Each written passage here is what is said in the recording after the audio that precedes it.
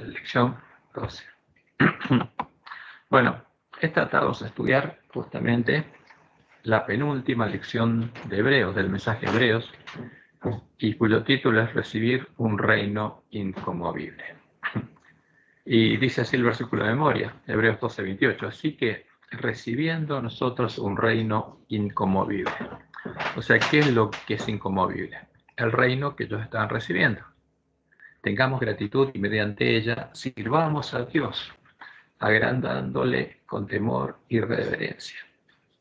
Y esta semana nuestra lección se enfoca en Hebreos 12 del 18 al 29. Y como vemos en el versículo de memoria, el autor de Hebreos no está hablando en tiempo pasado ni futuro. Fíjese, está hablando diciendo recibiendo a nosotros, o sea, en presente. Está hablando en tiempo presente y continuo, indicando que ellos estaban recibiendo un reino inconmovible. Y con gratitud, temor y reverencia estaban sirviendo y agradando a Dios en su reino. De eso es lo que habla el autor de Hebreos.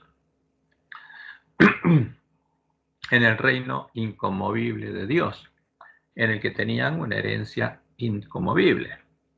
Y justamente el mensaje de Hebreos es hermoso porque el autor de Hebreos le está hablando a otros judíos, tratando de que ellos entendieran cuál es el Evangelio del Reino de Dios.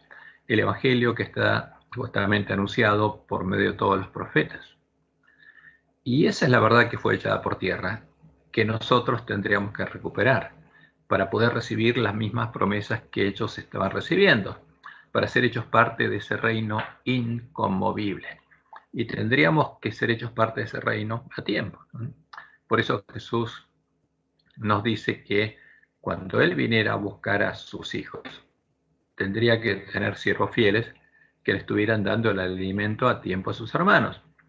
Pero también habría siervos malos que estarían comiendo y bebiendo de la mesa de los borrachos. Y justamente en esa mesa no estaría la verdad, no estaría el verdadero evangelio, habría errores.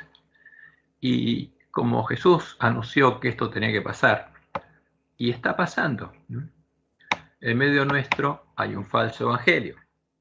Como lo estamos viendo en nuestro estudio, en el folleto de las lecciones de la escuela sabática este trimestre se presenta un falso evangelio, un evangelio futurista, muy diferente del evangelio que presenta el autor del libro de Hebreos, que es el evangelio del reino presente de Dios, porque para ellos ese reino era presente. Y como dice el autor de Hebreos, ellos habían entrado en el reposo de Dios. Pero en nuestra lección, como ya lo vimos, por ejemplo, la lección para el jueves 27 de enero, se nos dice lo siguiente. Hebreos 4, 9 al 11 nos invita a mirar hacia el futuro, por eso es futurista.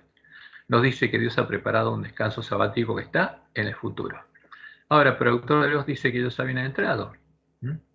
Y en nuestra lección se habla de las promesas de Dios para el futuro. Se sugiere que estas promesas son para el futuro. Y se nos dice que Jesús es el precursor que entró en el descanso, que para nosotros es futuro. Entonces, como lo estuvimos viendo, justamente todas las promesas de Dios, del Evangelio del Reino de Dios, para los autores de nuestra lección es futuro. Se argumenta que los creyentes se han acercado al monte de Sion, la Jerusalén celestial, mediante la fe. En este sentido, su experiencia anticipa el futuro. Por lo tanto, la Jerusalén celestial pertenece al reino no de las cosas que se esperan y de lo que no se ve, o sea, cosas futuras, pero que sin embargo se nos garantizan mediante la fe. Si bien esto es cierto, no es el significado completo de este pasaje. También hemos llegado al monte de Sion, a la misma presencia de Dios, a través de nuestro representante Jesús. Entonces, en el presente, deja justamente a Jesús. O sea, ¿quién recibió las promesas? ¿Quién entró al reposo? ¿Quién está en el reino de Dios? Jesús, nuestro representante. Y para mostrarnos que nosotros también, en el futuro, vamos a ir a donde está Jesús. Y fíjense, estoy repasando un poco lo que se nos presentó en nuestra lección. Y se nos presenta el drama de la redención como una carrera que todos corrieron sin recibir la recompensa.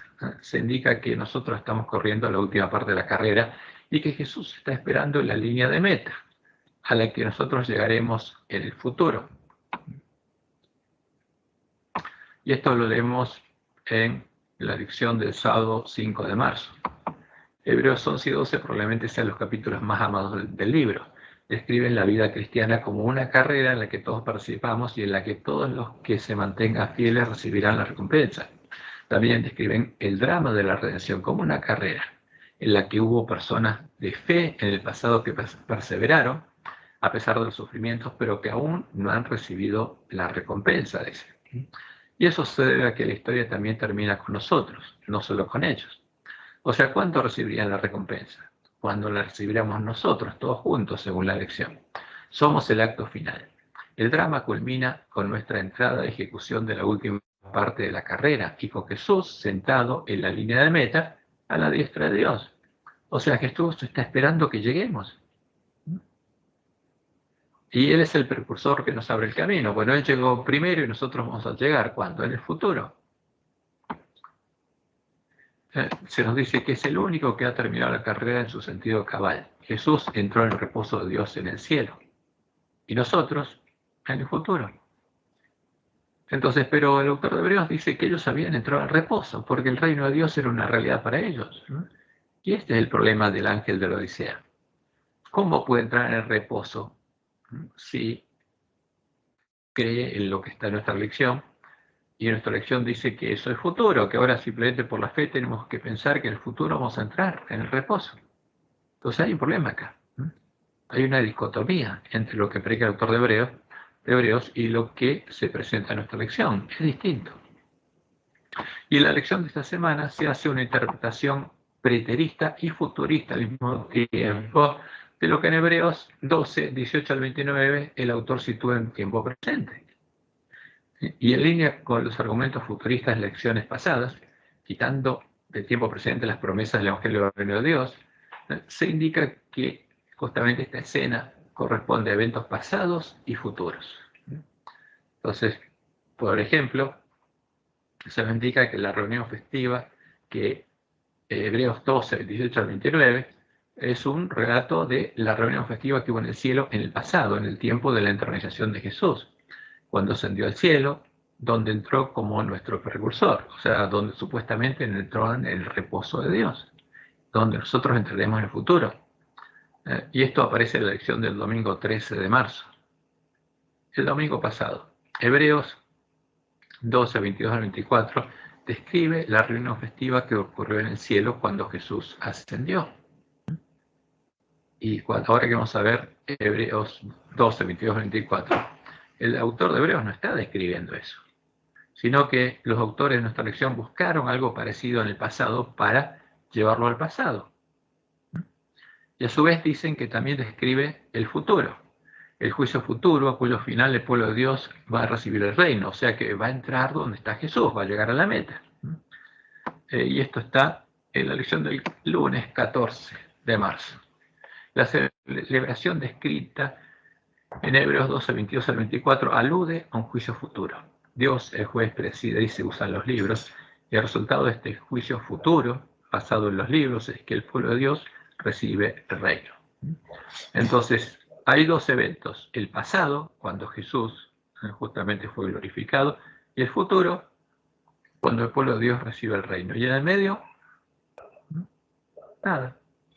Esta interpretación, en la que Jesús es el único precursor, justamente lleva a nuestros teólogos a cometer nuevos errores.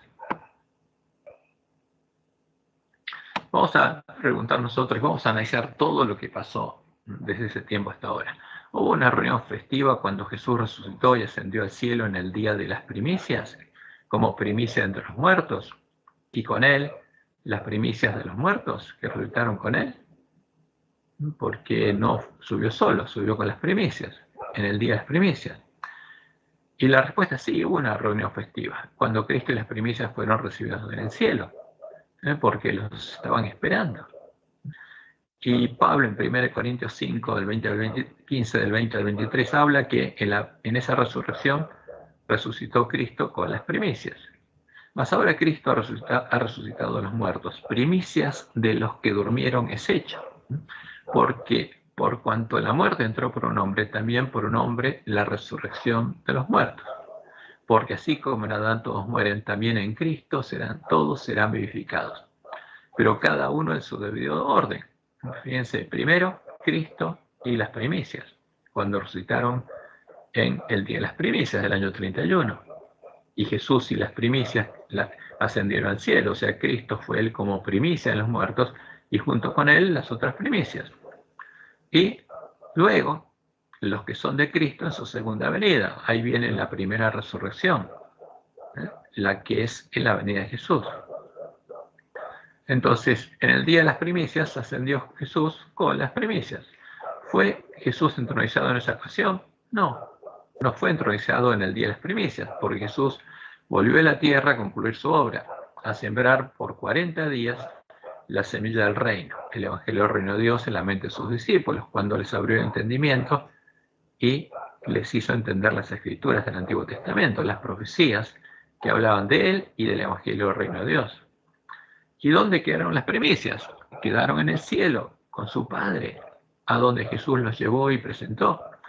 Y ellos, justamente, se quedaron adorando a Dios, porque eso es lo que pasaba. Se quedaron en la presencia de Dios, adorándolo. Y esta es la escena de adoración descrita en Apocalipsis 4, donde ahí vemos a los 24 ancianos adorando a Dios, pero no está Jesús. Ahora, ¿hubo una nueva reunión festiva cuando el Cordero Inmolado fue entronizado antes de pensar su obra en Pentecostés? Sí, esa es la reunión festiva descrita en Apocalipsis 5. ¿Fue Jesús el único hombre que estuvo en esta celebración? No. Entonces, ¿por qué? Fíjense, en nuestra lección se dice que el único que llegó a Jesús. ¿Y por qué vienen otras interpretaciones? ¿De dónde sale esto? Probablemente nuestros teólogos tampoco lo sepan. Ahora, Jesús no estuvo solo ahí, según aparece en Apocalipsis en el texto recibido. O sea, el texto griego que Dios le dio a la Iglesia Reforma, en el cielo ya estaban los 24 ancianos redimidos de entre los hombres. Entonces, fíjense, aquí está la Reina Valera 60 y toda la referencia al texto recibido, al griego. ¿Y qué dice ahí en Apocalipsis 5, del 8 al 10? Y cuando hubo tomado el libro, los 4 seres vivientes y los 24 ancianos se postraron delante del Cordero. Y ahora habla de los ancianos. Todos tenían arpas y copas de oro llenas de incienso, que son las oraciones de los santos. Y cantaban un nuevo cántico, diciendo: digno eres de tomar el libro y de abrir sus sellos, porque tú fuiste inmolado. Y con tu sangre nos has redimido. Entonces, ¿ellos qué dicen? Que son redimidos con sangre de cordero, que son hombres redimidos, que son las primicias. Ese es el testimonio de los 24 ancianos. Nos has redimido a Dios de todo linaje, lengua y pueblo y nación. Y nos has hecho a nosotros, dice, para nuestro Dios, reyes y sacerdotes, y reinaremos. ¿Quiénes? Nosotros reinaremos sobre la tierra. O sea, no hay duda en el texto recibido que se trata de hombres, que los 24 ancianos son hombres redimidos, vestidos con vestiduras blancas, con el manto de la justicia de Cristo, y tienen coronas porque son vencedores. Son las primicias que subieron con Jesús. Y cuando vamos al griego, justamente esta palabra, traducida como nos, el griego 2248, es gemás, que significa literalmente nosotros. O sea, el texto recibido por la Iglesia de Reforma es claro. Y este texto es la recopilación del Nuevo Testamento griego que hizo Erasmo de Rotterdam, tomando el texto griego mayoritario de los manuscritos más antiguos que entró en medio de Roma. Porque Erasmo era católico como Lutero y tenía acceso a los manuscritos que conservaba Roma, de la Biblia católica. Y ese es el texto que Dios le dio a la Iglesia de Reforma, y Dios nos dijo que con ese texto podríamos completar la Reforma. Y podemos ver que la palabra griega 2248 es nosotros, por lo cual los 24 ancianos están diciendo: a nosotros nos has redimido. Le dicen al Cordero: a nosotros nos redimiste. ¿Sí? Nosotros fuimos hechos reyes y sacerdotes y nosotros reinaremos sobre la tierra. Por eso alaban al Cordero, porque son hermanos del Cordero. Ahora, pero también, y esto es interesante notarlo, podemos ver que en el texto griego base que usan las nuevas traducciones de la Biblia como la NBI, ¿no?, se cambian las palabras que aparecen en el texto recibido por la Iglesia de Reforma, porque este nuevo texto griego base fue generado por la alta crítica. Y ahí justamente ellos dicen que este tiene que ser el origen, el original, ¿no?, porque se inventaron un nuevo texto. Y ahí se cambian las palabras que aparecen en el texto recibido por la Iglesia de Reforma para indicar que los 24 ancianos no son hombres, no son las primicias, porque al referirse a los hombres redimidos no dicen nosotros, sino hablan de ellos. O sea, se separan. No son hombres. Los redimidos no son ellos, son otros. Entonces leemos en la NBI, que por supuesto cuando uno la lee ve que es una abominación, porque fue creada por los lobos vestidos de ovejas. Cuando la tomó, los 4 seres vivientes y los 24 ancianos se postraron delante del Cordero. Cada uno tenía una arpa y copas de oro llenas de incienso, que son las oraciones del pueblo de Dios, y entonaban este nuevo cántico: digno eres de recibir el rollo escrito y de romper sus sellos, porque fuiste sacrificado. Y con tu sangre compraste para Dios gente. O sea, con tu sangre compraste para Dios gente de toda raza, lengua, pueblo y nación. Y ahora nos incluye. De ellos, o sea, justamente está hablando de otros. De ellos hiciste un reino. Los hiciste sacerdotes al servicio de nuestro Dios y reinarán sobre la tierra. O sea, los ancianos, según este texto, se incluyen de los redimidos. Y esto es llamativo. Ahora, los lobitos vestidos de ovejas no hacen las cosas por casualidad. Y no por casualidad vemos que entre el pueblo adventista se está buscando, justamente para dar soporte a lo que aparece en nuestra lección, a que creamos que el texto de la NBI es el correcto. Ahora nosotros tenemos que elegir. Si creemos, como Dios nos dijo, que el texto recibido es el texto que tenemos que usar, dice una cosa, la NBI dice otra. Entonces nos preguntamos, ¿habrá una nueva reunión festiva al finalizar el juicio investigador, en la cual se les dará el reino a Jesús y a los santos del Altísimo, a la esposa del Cordero? Y la respuesta es clara, sí. Ese es el resultado del juicio descrito en Daniel 7 y en la sexta fiesta solemne del calendario levítico, que ocurre en el día de la expiación, donde Jesús, el esposo, sí es nuestro único representante, porque en el día de la expiación el pueblo no entraba al templo de Dios, solo el sumo sacerdote. Ahora, lo importante es qué ocurre entre estos dos eventos pasados y futuros. O sea, qué ocurría en el presente. ¿Qué ocurre entre estas dos celebraciones?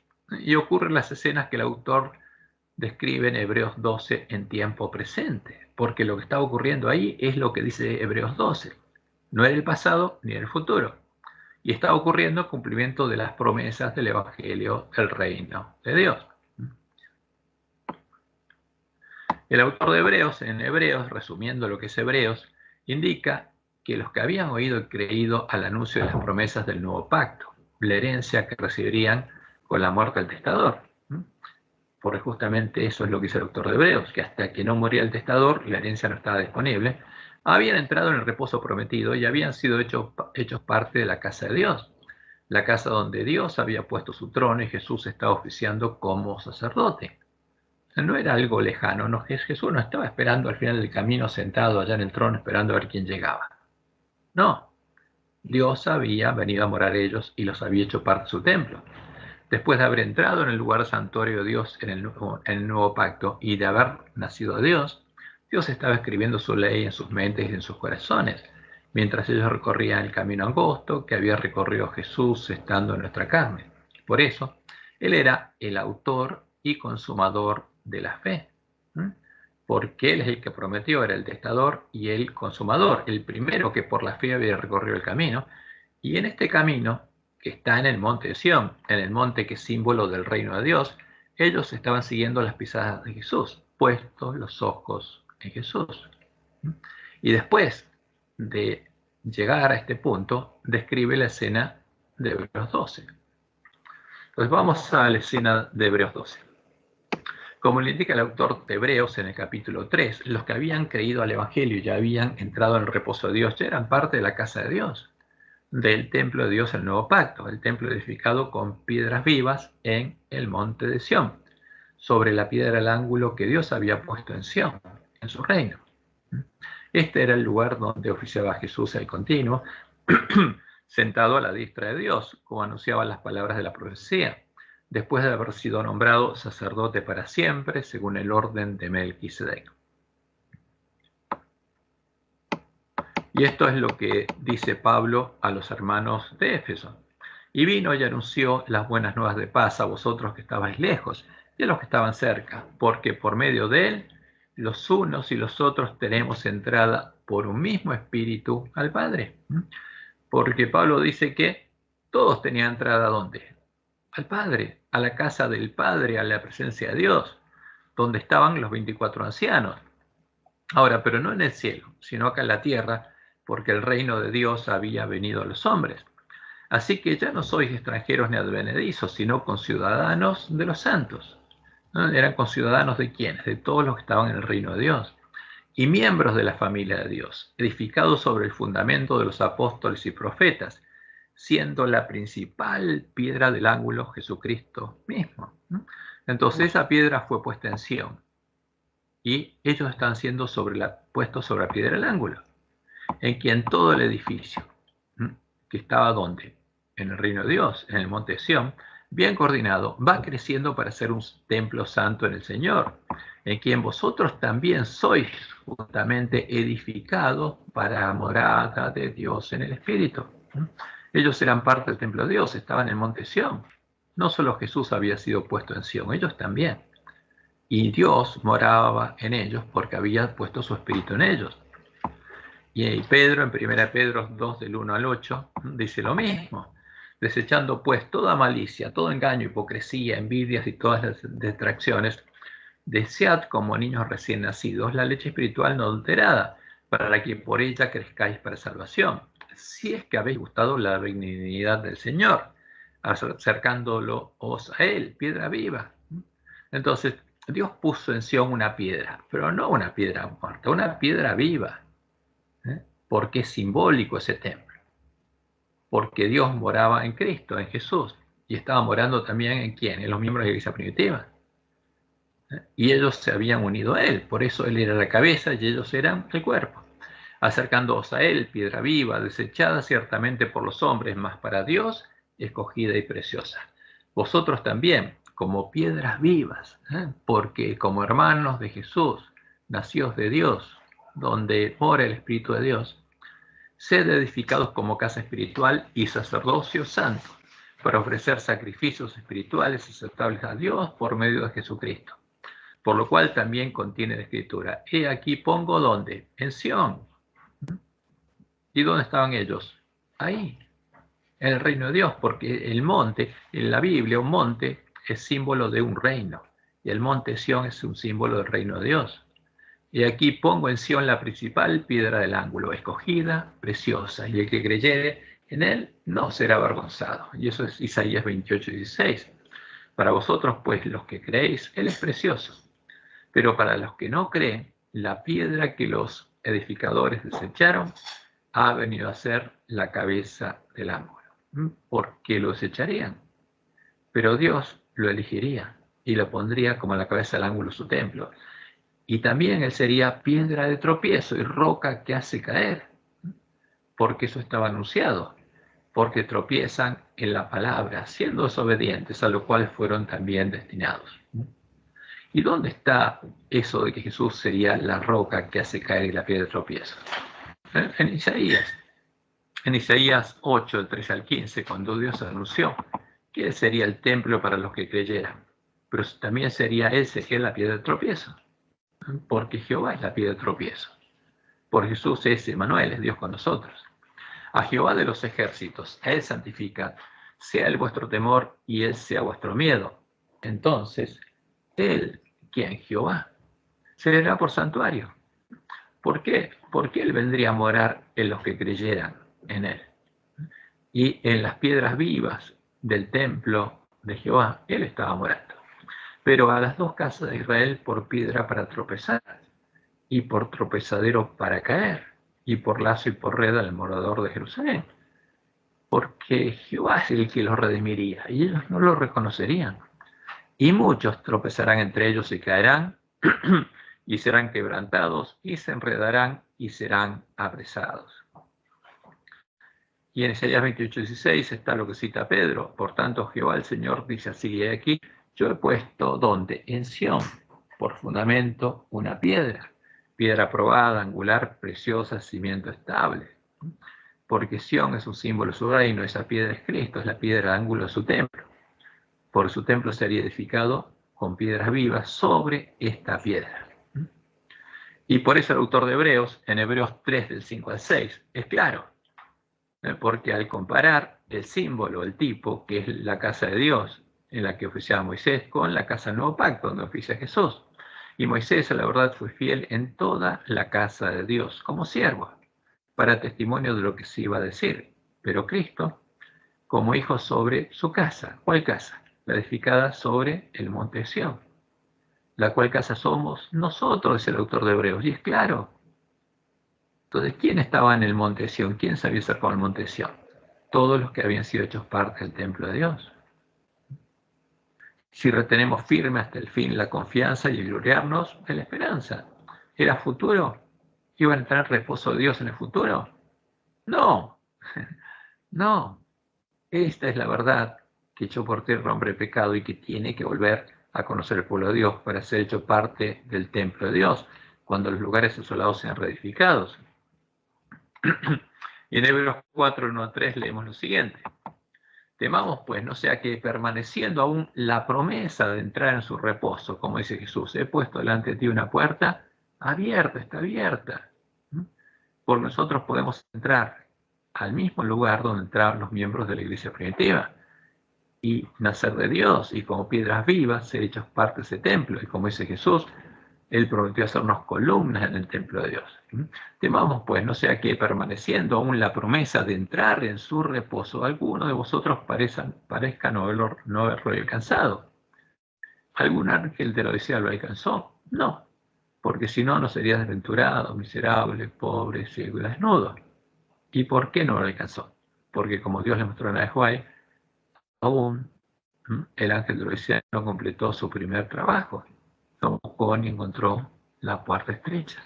Porque también, dice el autor de Hebreos, a nosotros se nos ha anunciado la buena nueva como ellos, pero no les aprovechó el oír la palabra por no ir acompañada de fe en los que la oyeron. Pero los que hemos creído entramos en el reposo. Y acá está la clave. Y esto es lo que Satanás no quiere. No quiere que escuchemos y lleguemos a creer en el verdadero evangelio y entremos en el reposo. Porque si no oímos y no creemos, no podemos entrar. Y los lugares asolados no pueden ser reedificados.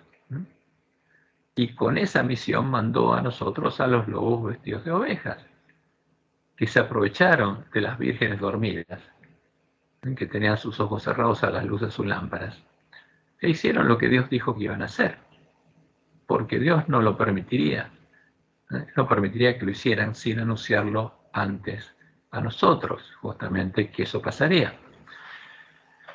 Y en el capítulo 12, el autor de Hebreos vuelve a describir el lugar al que se habían acercado los cristianos que habían entrado en el lugar santuario de Dios, en el nuevo pacto, y lo compara con la experiencia que tuvieron Moisés e Israel en Sinaí.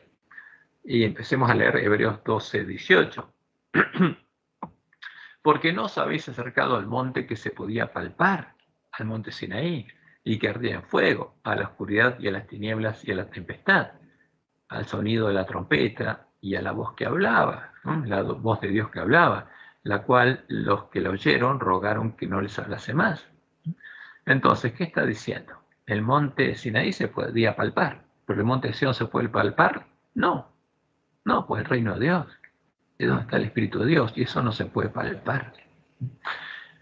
Porque no podían soportar lo que se les ordenaba. Si aún una bestia tocar el monte será apedreada o pasada con dardo. Y tan terrible era lo que se veía que Moisés dijo, estoy espantado y temblando. Y ahora hace la comparación. Como ya comparado el templo donde oficiábamos Moisés, ahora habla justamente del monte. Sino que os habéis acercado al monte de Sión, que no se puede palpar, a la ciudad del Dios vivo, Jerusalén, la celestial. ¿Y cómo? Porque Dios vino a morar en ellos. Y entonces ellos habían sido hechos parte del templo de Dios, de la ciudad de Dios, Jerusalén, la celestial, a la compañía de muchos millares de ángeles, a la congregación de los primogénitos que están inscritos en los cielos, a Dios, el juez de todos, a los espíritus de los justos hechos perfectos, a Jesús, el mediador del nuevo pacto. Porque Jesús estaba oficiando en ellos. Y ellos estaban donde? En el monte Sión, el reino de Dios, eran parte de la ciudad de Dios. Y a la sangre rociada que habla mejor que la de Abel.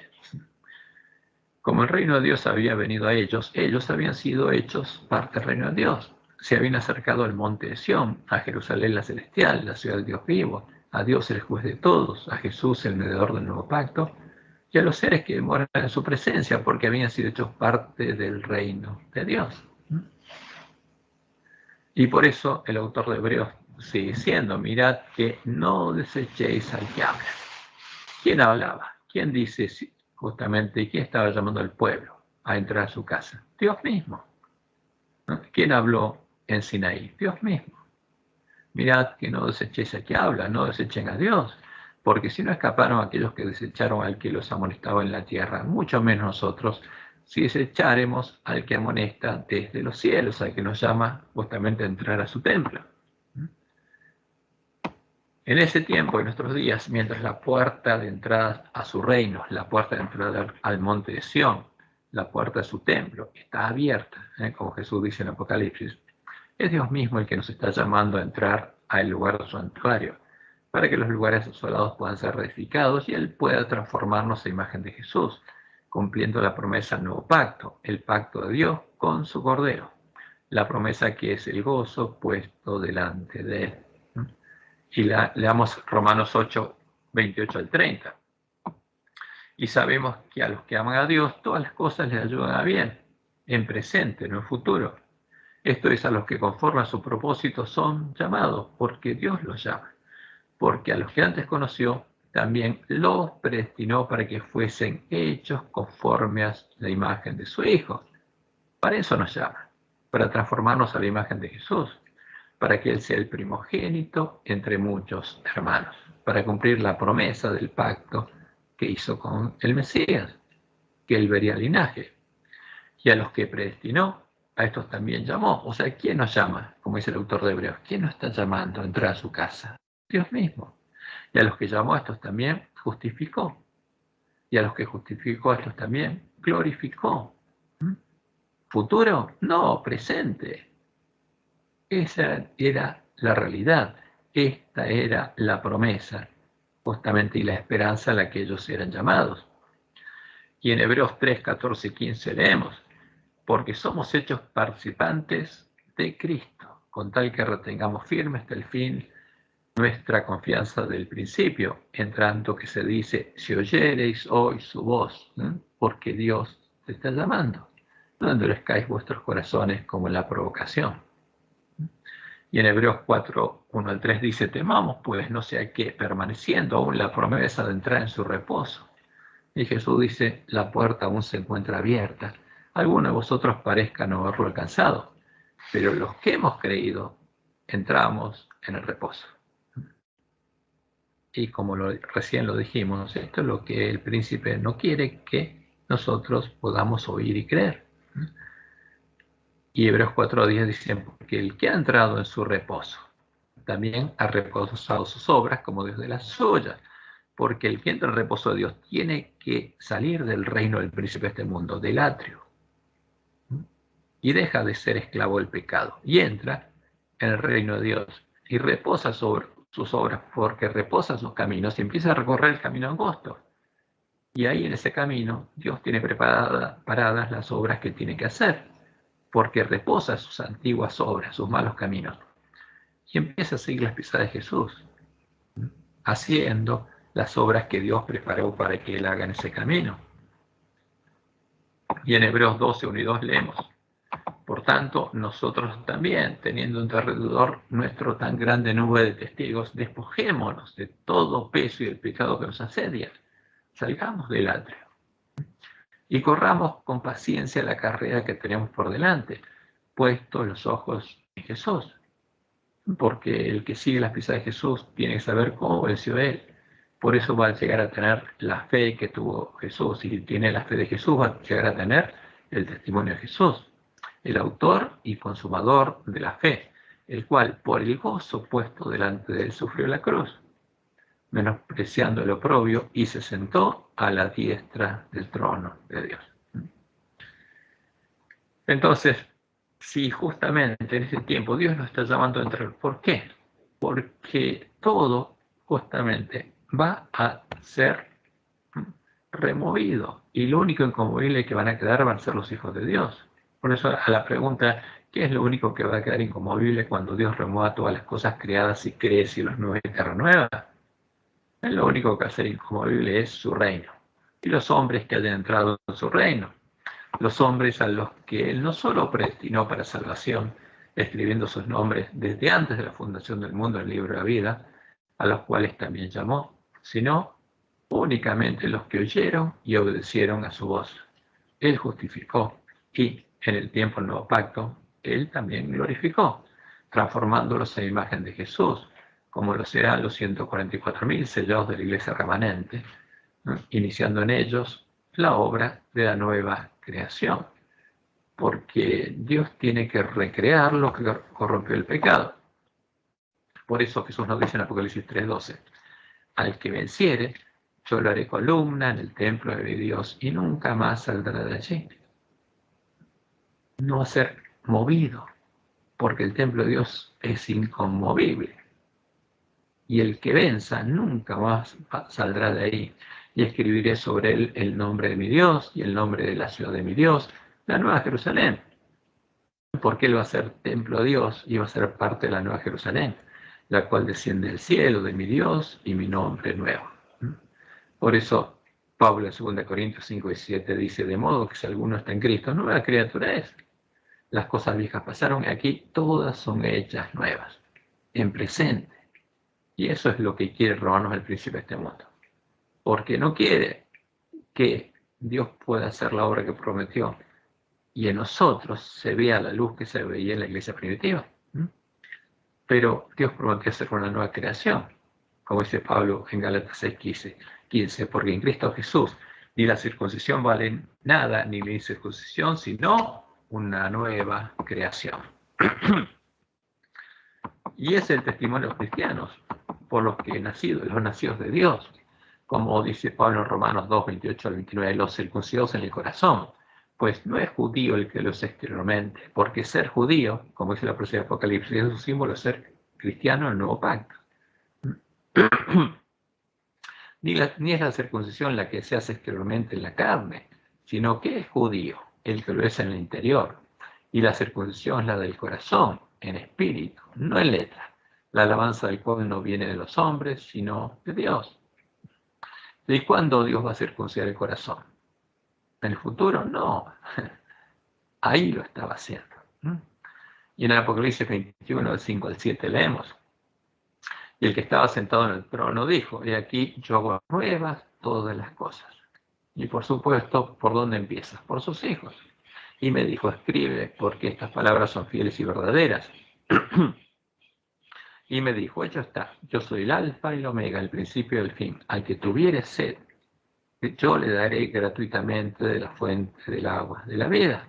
Por eso Jesús dice, bienaventurados los que tienen hambre y sed de justicia. El que venciere, heredará todas las cosas, y yo seré su Dios, y él será mi hijo. Y en cambio, como Dios le mostró en Ajuay, y como Jesús lo contó en la parábola del trigo de la cizaña, los adventistas que escucharan y no respondieran a sus llamados, ¿no? Mientras aún se dice hoy, y él no los hubiera hecho parte de su templo y no los hubiera preparado, transformándolos en imagen de Jesús, mientras ellos recorrían el camino angosto que Dios le mostró a Elena de Huay en su primera visión, puesto los ojos en Jesús, no podrían morar en su presencia. sus nombres serían removidos del libro de la vida. Porque los hombres son removidos cuando son borrados del libro de la vida. Y leemos en Primeros Escritos, página 71. Los que reciban el sello del Dios vivo y sean protegidos en el tiempo de angustia deben reflejar plenamente la imagen de Jesús. ¿Cuándo? Antes del tiempo de angustia. No después de la segunda venida.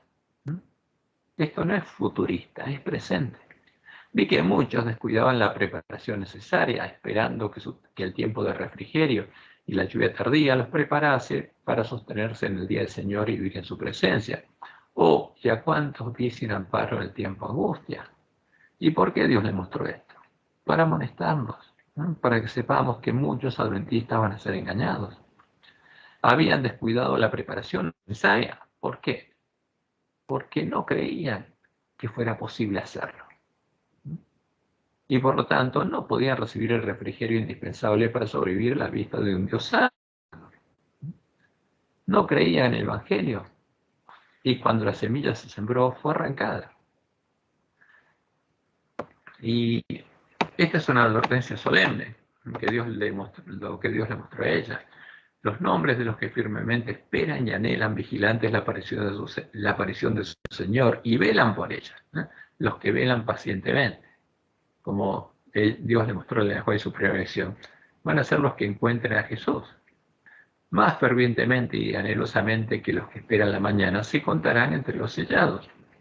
Los que por disponer de toda la luz de la verdad que brilla sobre sus almas, porque esta es la promesa de Dios, con el clamor de medianoche, el pueblo antista dispondría de toda la luz de la verdad que brilla sobre sus almas. Debieran obrar de acuerdo con la fe que profesan, pero son hechizados por el pecado, albergan ídolos en su corazón, corrompen sus almas delante de Dios y mancillan a los que se unen con ellos en el pecado.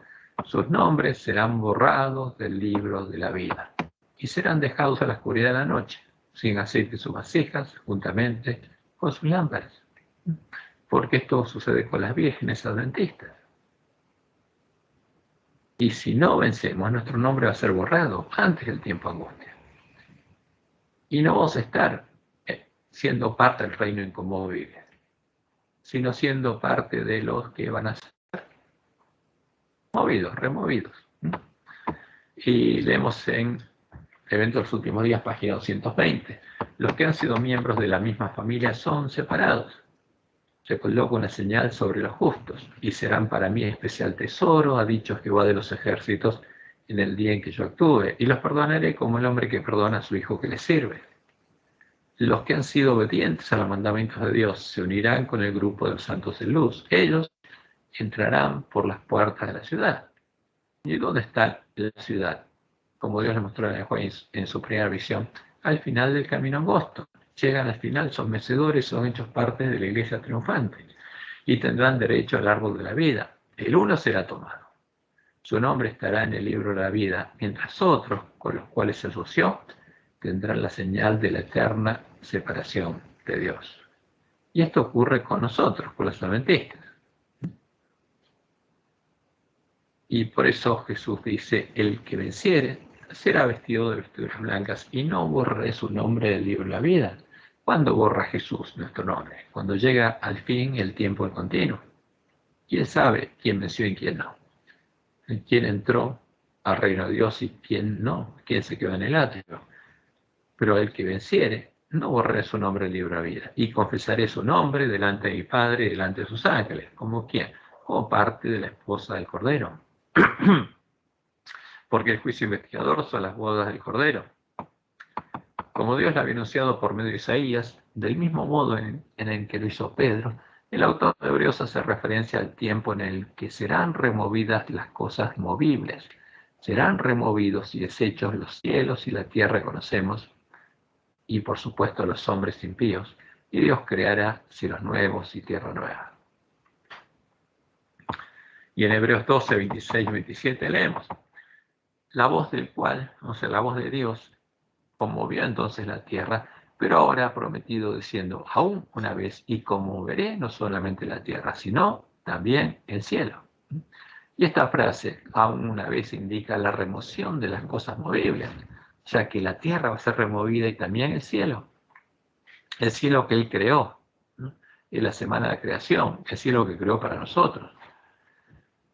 Indica la remoción de las cosas movibles como cosas hechas, para que queden las inconmovibles. Entonces tenemos que ver claramente qué es lo inconmovible y qué es lo movible. Y en Isaías 51:6, Dios lo anunció, empezó anunciándolo. Alzad a los cielos vuestros ojos y mirad abajo de la tierra, porque los cielos serán deshechos como humo. Ahora, lo que vemos nosotros, este universo, las estrellas, las galaxias que vemos, ¿qué va a pasar? Van a ser deshechas, fueron creadas por el hombre, fueron corrompidas por el pecado, y Dios dice que van a ser deshechas como humo, y la tierra se envejecerá como ropa de vestir, y de la misma manera perecerán sus moradores. ¿Qué pasa con los moradores? ¿Van a perecer?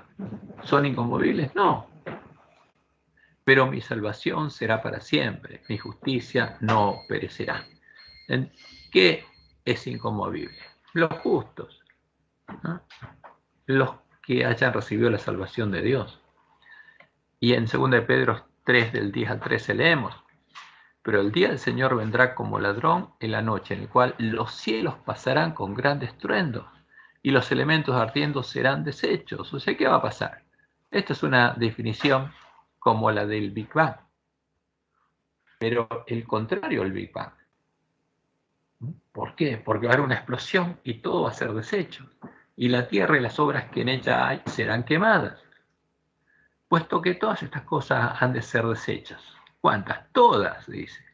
El cielo y la tierra.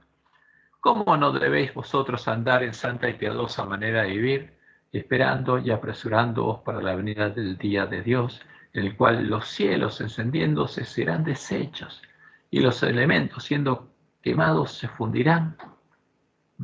Pero nosotros esperamos, según sus promesas, cielos nuevos y tierra nueva, en los cuales mora la justicia. O sea, Pedro sabía, y Dios lo anunció, que de esto no va a quedar nada. Y que de los moradores de la tierra, ¿qué va a aparecer? Va a pasar, perecerán sus moradores. O sea, ¿no? Ni el, justamente ni nuestro universo, ni nuestra tierra va a quedar nada, ni de los hombres va a quedar nada. Pero nosotros, dice Pedro, esperamos y los nuevos y tierra nueva, en los cuales mora la justicia. Y ahí van a morar los justos. Y en Isaías 65, 17 a 19, dice lo siguiente: porque aquí que yo crearé nuevos cielos y nueva tierra, y de lo primero no habrá memoria, ni más vendrá el pensamiento, mas os gozaréis y os alegraréis para siempre en las cosas que yo he creado. Porque aquí que yo traigo a Jerusalén alegría y a su pueblo gozo, y me alegraré con Jerusalén, y me gozaré con mi pueblo, y nunca más se oirán en ella voz de lloro ni voz de clamor. Y en Isaías 66, 22 al 23 dice: porque como los cielos nuevos y la tierra nueva que yo hago, esa es la promesa, permanecerán delante de mí, dice Jehová, así permanecerá vuestra descendencia y vuestro nombre, y de mes en mes, y de día de reposo en día de reposo, vendrán todos a adorar delante de mí, dijo Jehová. Y a Juan le fue mostrado el tiempo en que esto ocurrió. Apocalipsis 20:11. Vi un gran trono blanco y el que estaba sentado en él, delante del cual huyeron la tierra y el cielo, y ningún lugar se encontró para ellos, y desaparecieron. Y también él vio justamente cuando desaparece la muerte, y la muerte y el Hades fueron lanzados al lago de fuego. Esta es la muerte segunda. Y en Apocalipsis 21:1 él dice: y vi un cielo nuevo y una tierra nueva, porque el primer cielo y la primera tierra pasaron, y el mar ya no existía más. Y esa es la promesa de Dios: y enjugará a Dios toda lágrima de los ojos de ellos, y ya no habrá más muerte, ni habrá más llanto, ni clamor, ni dolor, porque las primeras cosas pasaron. Y esta es la promesa de Dios. O sea, ¿dónde vamos a morar nosotros? Cuando Jesús viene a buscarnos, nos va a llevar con él al cielo. No, Jesús no viene aquí en la tierra. Acá en la tierra va a quedar ¿quién? Satanás, con los cadáveres de los que lo adoraron. Y lo llamativo es que en nuestras lecciones se contradiga abiertamente la palabra de Dios, como lo hace la falsa profecía enseñada por la bestia del falso profeta, los que le preparan el camino de la venida del anticristo, para que él venga a reinar a la tierra por 1000 años y a restaurar esta tierra durante el milenio, porque eso enseñan ellos. Los autores de nuestra lección indican que esta tierra y este cielo no serán removidos, sino serán restaurados. Ahora, eso es muy llamativo, porque esto es parte de la falsa profecía del falso profeta. O sea, que esto esté en el folleto de lección del pueblo adventista. Y es muy llamativo, porque todos los adventistas, por lo menos los antiguos adventistas, los que creían el mensaje del tercer ángel, sabían que esto no es así. Ahora, entonces, fíjense, esto aparece en la lección del miércoles pasado. Dios anunció que conmoverá el cielo y la tierra, lo que significa, entonces quieren darle un significado, que destruirá a las naciones enemigas. Sin embargo, hay algunas cosas que no se conmoverán, que no serán destruidas. ¿Cómo? Lo que leímos nosotros es que los hombres y la tierra y el cielo van a ser deshechos, todo, no va a quedar nada. Muchas traducciones modernas de Hebreos 12:27 sugieren que el temblor del cielo y la tierra significa que estos serán removidos y desaparecerán para siempre. Sin embargo, la Biblia aclara que Dios creará nuevos cielos y nueva tierra, y que resucitaremos y tendremos un cuerpo renovado aquí, en esta tierra. Por tanto, el temblor implica purificación y renovación de la creación, no su remoción total. Entonces, pero no. Dios dice remoción total de todo lo creado y una nueva creación. Entonces, ¿por qué hacen esto nuestros teólogos? Es llamativo, porque la Biblia es clara. Y bueno, entonces llaman creación a la ¿qué? A la renovación, no a la remoción. No una nueva creación de la nada, sino una renovación. Y bueno, pero el problema es que Dios nos advirtió lo que estaría pasando y nos separó de la bestia del falso profeta y nos advirtió que no nos uniéramos a ellos y no fornicáramos con esas mujeres como Israel en Sittim. Y por ejemplo, en el conflicto de los siglos 682 leemos: el acto capital que coronará el gran drama del engaño será que el mismo Satanás se dará por Cristo. Hace mucho que la Iglesia profesa esperar el advenimiento del Salvador como consumación de sus esperanzas. Pues bien, el gran engañador simulará que Cristo habrá venido. En varias partes de la tierra Satanás se manifestará a los hombres como ser majestuoso, de un brillo deslumbrador, parecido a la descripción que del Hijo de Dios da San Juan en el Apocalipsis. La gloria que le rodee superará cuanto hayan visto los ojos de los mortales. El grito de triunfo repercutirá por los aires: ¡Cristo ha venido! ¡Cristo ha venido! ¿Y por qué este grito? Porque lo estarían esperando. ¿Pero a quién estaría esperando? ¿El verdadero Jesús? No.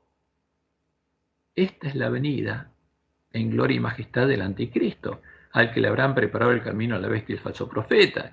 Y los que fueron engañados y recibieron la marca de la bestia y adoraron a este Jesús, se van a postrar en adoración ante él, mientras levanta sus manos y pronuncia la bendición sobre ellos como Cristo bendecía a sus discípulos cuando estaba en la tierra. Es el engaño más poderoso y resulta casi irresistible. Y Dios le mostró en el Juan justamente que él venía acá a la tierra. ¿A qué? Justamente a hacer lo que predican la bestia y el falso profeta. Los malos declaraban que ellos tenían la verdad, que los milagros sucedían entre ellos, que los ángeles del cielo hablaban y caminaban entre ellos, con ellos, que entre ellos hacían con gran poder señales y milagros. ¿Por qué? Porque el falso profeta tendría poder incluso para hacer caer fuego del cielo y de la tierra. Y que este era el milenio temporal que habían estado esperando por tanto tiempo. ¿Por qué? Porque ahora Jesús había venido a la tierra a reinar por 1000 años en la tierra. Pero este Jesús es Satanás y los engañó. El mundo entero estaba convertido y en armonía con la ley del domingo, dice Elena, con la ley dominical. Ahora, esta es la venida del anticristo, porque este es Jesús al que adora Roma y al que adoran ahora las iglesias caídas que se unieron a Roma en puntos comunes de doctrina. Y Dios le demostró claramente a Elena lo que pasaría. En esta época aparecerá el anticristo como si fuera el Cristo verdadero. Y entonces la ley de Dios será completamente invalidada en las naciones de nuestro mundo. La rebelión contra la santa ley de Dios habrá llegado a su completa maduración, pero el verdadero director de toda esta rebelión es Satanás, vestido como un ángel de luz. Los hombres serán engañados y lo exaltarán al lugar de Dios y lo edificarán, pero la omnipotencia se interpondrá contra las iglesias apóstatas que se unan para exaltar a quien, a Satanás, y se pronunciará la sentencia. Entonces, acá hay un plan. ¿De quién? De Satanás, para que engañar a todo el mundo y que todo el mundo lo adore. ¿Y quién lo lleva adelante? La bestia, el falso profeta. ¿Y a quién quiere engañar? También al pueblo adventista, a los escogidos, si fuera posible los escogidos. ¿Para qué? Para que todos nos unamos a la misma adoración y creamos que el reino va a ser este mundo y que este mundo va a ser restaurado. Porque ese es el objetivo de la contrarreforma, volver a unir a todos los protestantes a Roma y en la adoración del Jesús al que ella adora. Pero la omnipotencia se pondrá contra las iglesias apóstatas que se unan para exaltar a Satanás y se pronunciará la sentencia, por lo cual en un solo día vendrán sus plagas, muerte, llanto, hambre, y será quemada con fuego, porque poderoso es Dios el Señor que la juzga. Y ese es el tema. ¿A quién creeremos? ¿A Dios o a los hombres? La palabra de Dios es clara e indica que lo único que permanecerá serán los hijos de Dios que hayan sido hechos partes del reino inconmovible de Dios y sus nombres aún estén escritos en el libro de la vida. Leemos en Apocalipsis 20:15, y el que no se halló escrito en el libro de la vida fue lanzado al lago de fuego, junto a la bestia del falso profeta. Por eso es importante que el pueblo adventista conozca la verdad. Como dice el autor de Hebreos en Hebreos 12:28. Así que recibiendo nosotros un reino inconmovible, porque el que entraba al reino de Dios, entraba al reino que sería inconmovible. Y aunque todo este mundo y todo este universo y todo lo creado por Dios desapareciera, los hijos de Dios serían inconmovibles.